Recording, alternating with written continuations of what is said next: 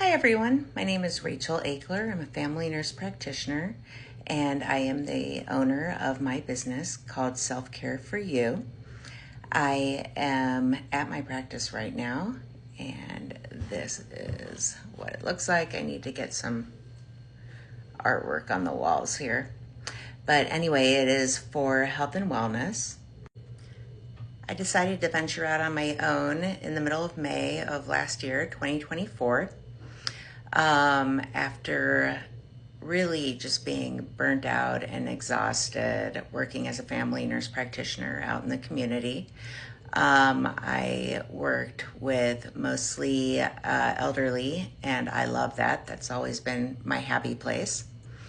But I had underlying health issues that I was not aware of that were causing me to have chronic pain, as well as just major exhaustion. I had no idea.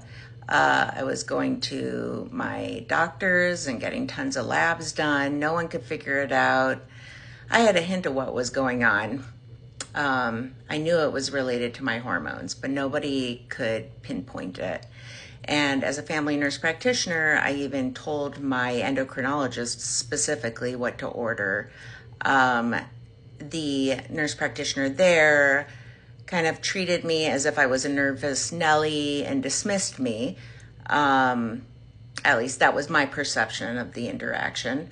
I knew something was really wrong, really wrong because of my fatigue. So started that business in May. I knew that because I had found out my genetic testing was positive for BRCA1, that I needed to have a preventative hysterectomy. So in October of 2024, last year, about 6 months ago, I decided, okay, I started my business. I should just get this surgery out of the way and have my hysterectomy. And so I went ahead and did that. And within 4 days, I got a phone call from my surgeon letting me know that they had found 2 very small tumors and I was diagnosed with stage 2 ovarian cancer. Had I not advocated for my health and decided, okay, now is the time to do my surgery, I would probably still be walking around with ovarian cancer and it would be much more progressed. And my prognosis, otherwise known as outlook, for the rest of my life would not look so good.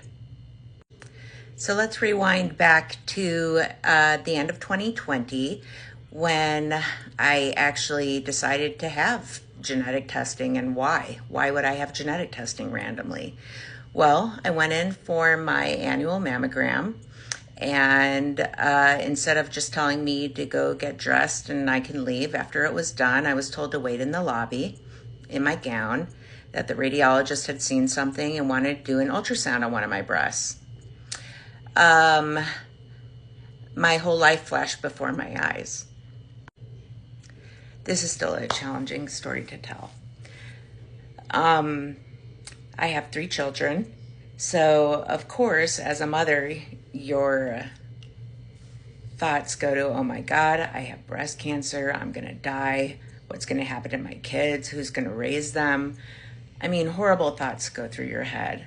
So I was laying on the table at the ultrasound, not knowing what they saw or anything.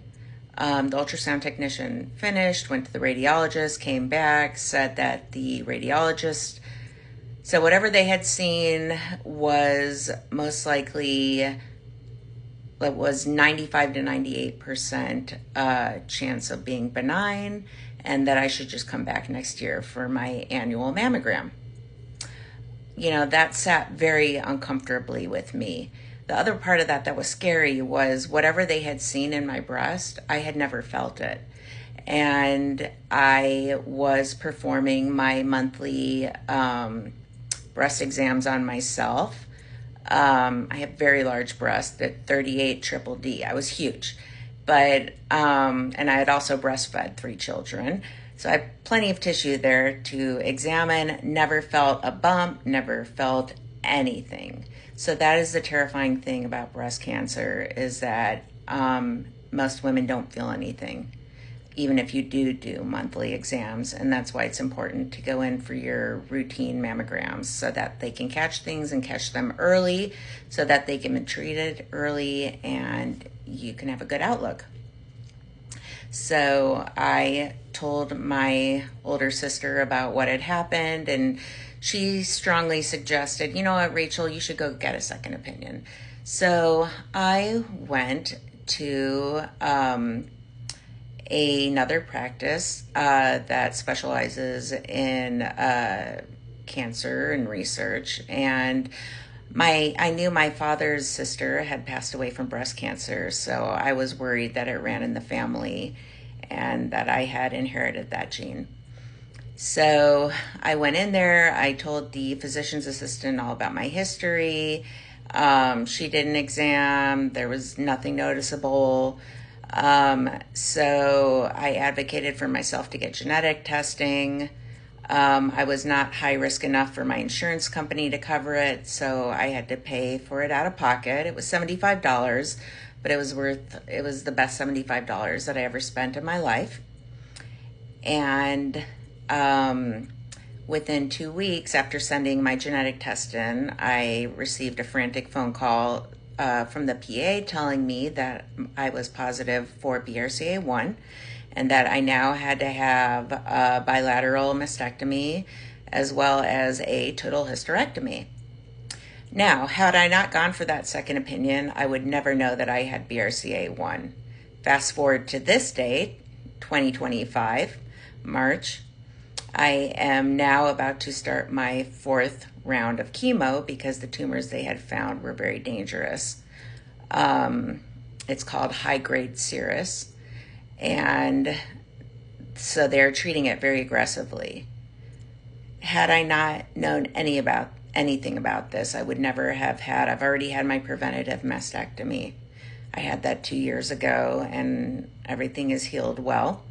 And I also had reconstruction along with that. The hysterectomy I had in October, if I hadn't ever had that done, I would be in a bad place right now because I am a single mother raising 3 boys entirely on my own.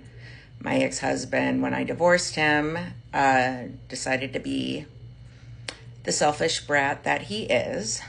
That's why I divorced him in the first place after 13 years of being together. Left me to raise all 3 boys by myself. When we first got divorced, they were 7, 9, and 11.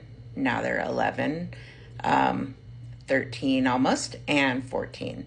So obviously that has been challenging, and it takes a toll on your children as well. However, what I'm learning is it's a process, it's a journey, and kids adjust.